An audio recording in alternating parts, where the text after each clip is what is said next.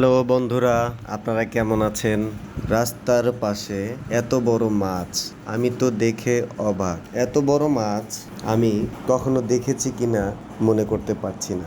রাস্তার পাশে এই মাছগুলো নিয়ে আসা হয়েছে, আমি দেখাবো বলে এই ভিডিওটি করলাম। আপনারা অবশ্যই এই মাছগুলো সম্পর্কে আমাকে জানাবেন। এই মাছগুলো চাষ করা হয় নাকি নদীতে ধরা পড়েছে? আমি কাজীপাড়ার ওইখানে গিয়েছিলাম।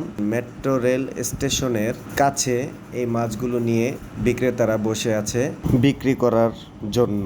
রুই মাছটা প্রায় ৩৫ কেজি ওজন। আরেকটি বোয়াল মাছ দেখলাম ৪৫ কেজি ওজন। তো শিং মাছও অনেক বড় বড়, এখানে এক একটা শিং হাফ কেজির উপরে। বোয়াল মাছটা প্রায় ৫০ কেজির কাছাকাছি। বিভিন্ন ধরনের এখানে মাছ আছে। লাল একটা মাছ দেখলাম, লাল মাছটার নাম আমি বলতে পারছি না।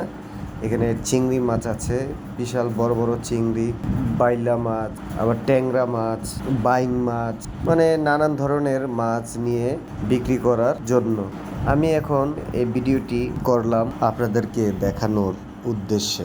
তো বন্ধুরা, আপনারা দেখতে থাকুন আমার এই ভিডিওগুলো।